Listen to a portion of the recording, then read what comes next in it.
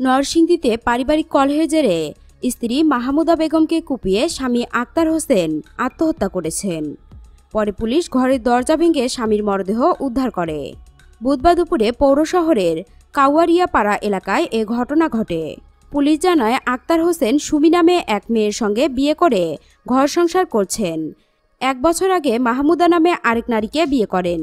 বিয়ের পর থেকেই মাহমুদাকে নিয়ে নরসিংদী পৌর শহরের কাউয়ারিয়াপাড়া এলাকায় ভাড়া বাসায় থাকতেন।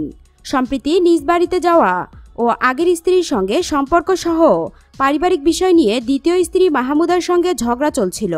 এর ওই ধারাবাহিকতায় বুধবার বেলা 11টার দিকে স্বামী স্ত্রীর মধ্যে ঝগড়া হয়। ঝগড়ার এক পর্যায়ে আক্তার হোসেন তার স্ত্রীকে ধারালো ছুরি দিয়ে কোপাতে থাকেন। এতে মাহমুদা রক্তাক্ত হয়ে মাটিতে লুটিয়ে পড়ে অচেতন হয়ে যায়। পরে স্ত্রী মারা গেছে ভেবে আক্তার হোসেন ঘরের ফ্যানের সঙ্গে রশি ঝুলিয়ে আত্মহত্যা করে। আশেপাশের লোকজন টের পেয়ে স্থানীয় কাউন্সিলর ও পুলিশকে খবর দেয়। পরে পুলিশ ঘটনাস্থলে গিয়ে দরজা ভেঙে ফ্যানের সঙ্গে ঝুলন্ত আক্তারের মরদেহ উদ্ধার করে। নরসিংদী মডেল থানার উপপরিদর্শক শাহিন বলেন, স্ত্রীকে কুপিয়ে আহত করে আক্তার হোসেন আত্মহত্যা করেছে। খবর পেয়ে ঘটনাস্থলে গিয়ে ঘরের দরজা ভেঙে তার মরদেহ উদ্ধার করা হয়েছে। পরে মরদেহের সুতাহাল করে নরসিংদী সদর হাসপাতালের মর্গে পাঠানো হয়েছে।